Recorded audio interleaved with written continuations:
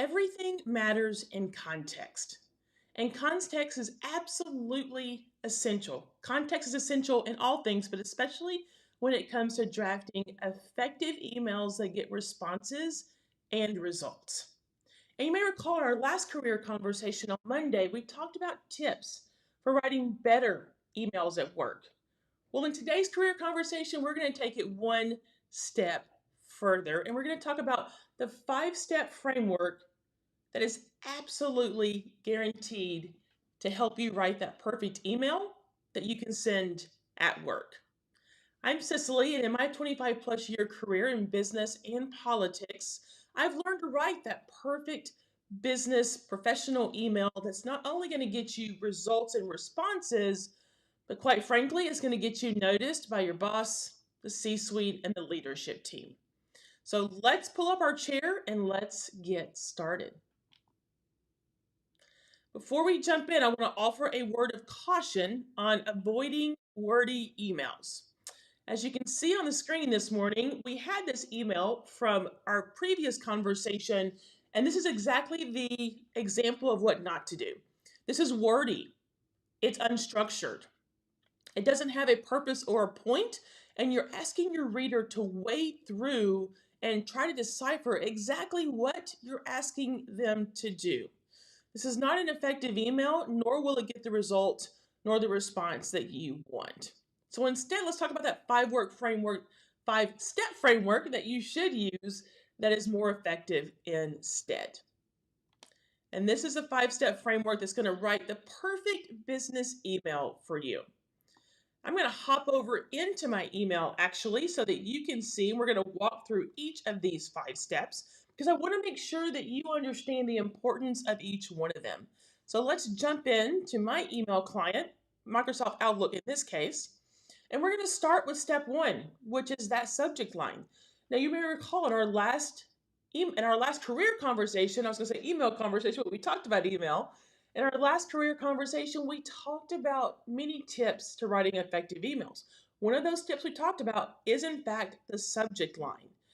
Putting a call to action in your subject line tells your audience what you need them to do. So in this case, we're talking about urgent approval requested. You're telling your audience, I need you to look at this quickly and approve the request. And then after you have your call to action here, then you simply put what the topic is that you need approval on. So that is step 1. And we talked about that on Monday, talking about that again today. The subject line is just crucial because if you don't get the subject line right, they're not going to pay attention to the rest of the email. Step 2, your salutation. Who are you addressing this to? My rule of thumb is if it's 5 individuals or less, I will usually list their names. However, if it's a team structure or if I'm looking for a collective response from a team, then I will address it to the collective team. Again, I think this piece is so often overlooked, but very important in terms of who are you addressing and how do you want to address them effectively in this email. If you list individuals, that's fine, but if you list the team, you're also asking for team input, not just individual people. Step number 3, this is so critical. This is where this framework truly becomes a perfect framework for writing effective professional business emails. And that is step 3 is the issue and decision. What are you asking your audience? What are you asking your reader to think about? Now, if you're looking at this framework and you're jumping ahead and saying, but wait a minute, Cicely, why does the background come next? Because too often, a huge mistake that is made is the background is put first. And you're giving all this information in background, but your audience has no idea what you're asking them to decide. If you put the issue, decision, / question at hand, however you want to label this, if you put that first, you're giving your reader context. This is the necessary context they need to know. What are you asking them to decide? What is the issue at hand? This piece is so critical and it's absolutely almost 100% overlooked when people are writing business emails. Use the issue and decision section to tell your audience what you're looking for from them, and you can't go wrong. Step 4, yes, then you jump to the background. Now, if you have your issue and decision laid out, you have your headline. That's your headline. This is what I need you to approve. The background is simply providing, again, context for that headline. It's useful information that they need to make that decision. Now, here's the key to the background. It needs to be 2 to 4 sentences. Keep in mind, we just showed you the wordy email that was unstructured and tons of text on the screen. Try to avoid getting wordy or elaborating to a great degree in this background section. Keep in mind, the rule of email is concise and brevity. Be concise and be brief. This background of 2 to 4 sentences is exactly the brevity you need to get your point across, but also provide the necessary context for the decision being made.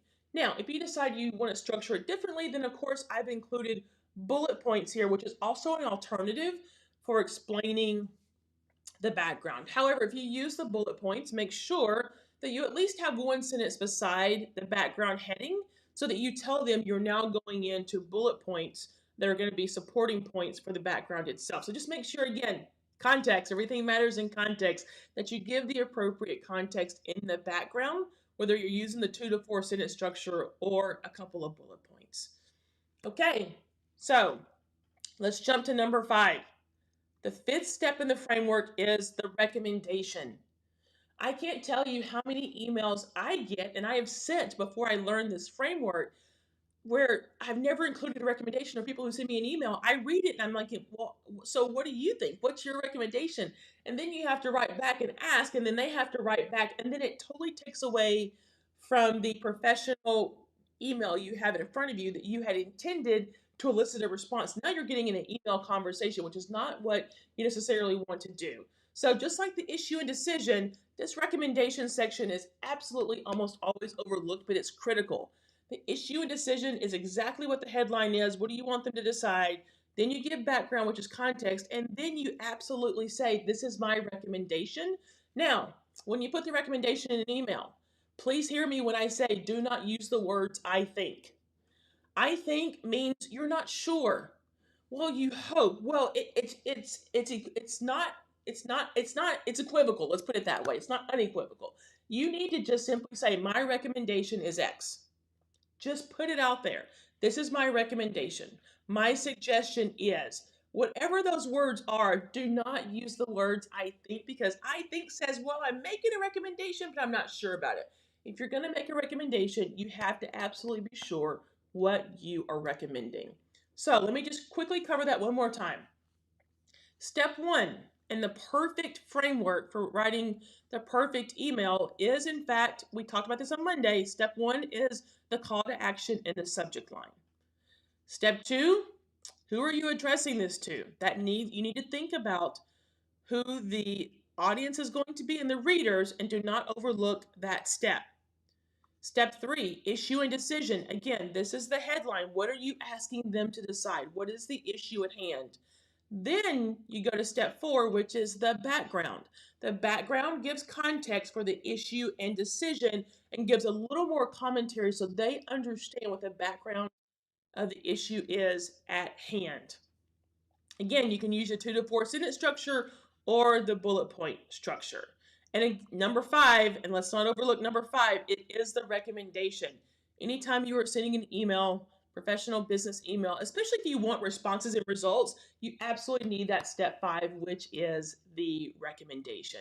So that is the 5-step framework that is guaranteed to get results, responses, and get you noticed by your boss, your C-suite, and your leadership team every single time. So I see some folks are joining us on YouTube this morning. Hey, listen, if you're joining on YouTube, don't forget to just click that subscribe button so you're notified when I go live or post a video. And I also see we have some folks joining us on LinkedIn, and I appreciate you joining on LinkedIn. Send me a follow request or a connection request. I'd love to connect with you. Let me take a couple of comments. Eileen, thank you for joining. You're always so great to be here. I'm so grateful for your participation. You always have great comments in these videos. The difference between let me bring it back up. The difference between a good email and a great email is the way it's crafted. Yeah, absolutely. A well-crafted email will make you stand out in a competitive field. That is 1000%. That is 1000% correct.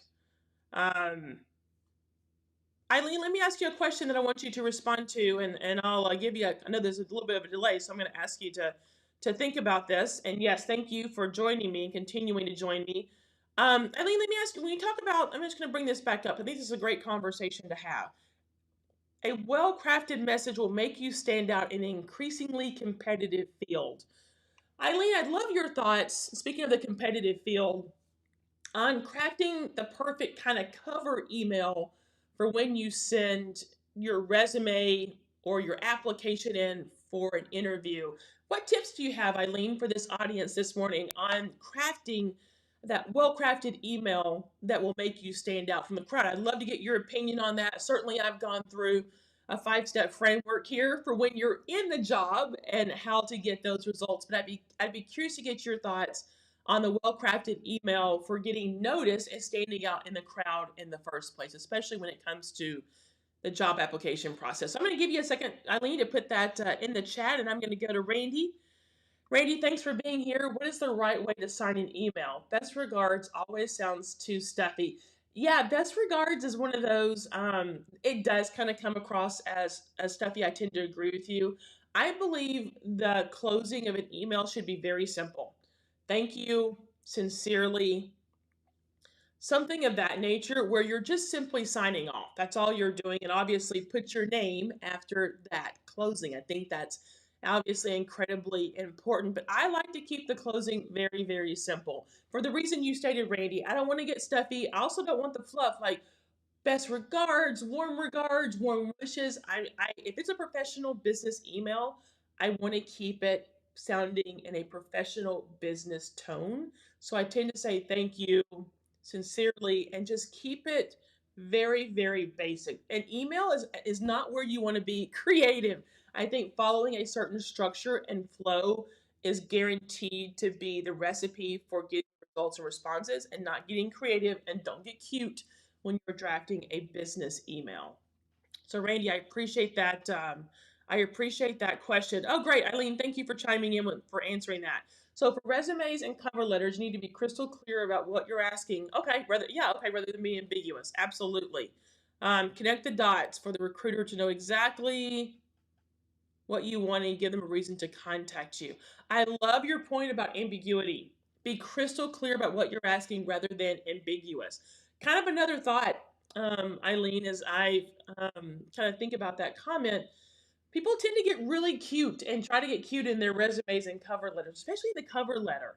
The fluffy words, the buzzwords, and it's like, and you read it and you still don't know what they're asking, or you still don't know what the point they're trying to make. So I love your point about being crystal clear and also trying to avoid being ambiguous. I think that is absolutely spot on.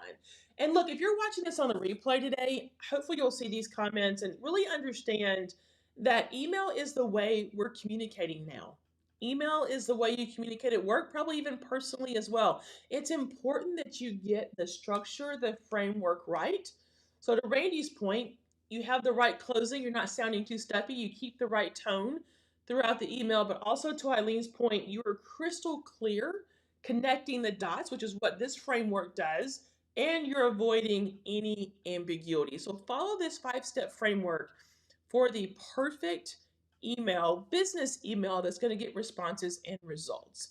And what I'm going to do is I'm going to link to some free career sources below for you that also talks about additional tips and tricks you can use, but I'm also going to link to an additional training, the training in our last career conversation, the tips for writing an effective email. So don't forget, Monday was tips for writing a better email at work. Today is writing the perfect business email using this 5 step process. And if you're still with me, I appreciate you sticking with me through these tips. I hope they're helpful for you. Hey, listen, click on this picture to subscribe. Don't forget, it'd be a genius time to do so right now before we conclude. So subscribe to the channel. You'll get all these career tips and tricks for free, all these insider secrets, and also great commentary from people like Randy and Eileen who continue to join and add their expertise to this conversation. Click on the training, and I'm going to also link to that from last Monday's career conversation. Hey, thanks for joining me. I'll see you in the next video.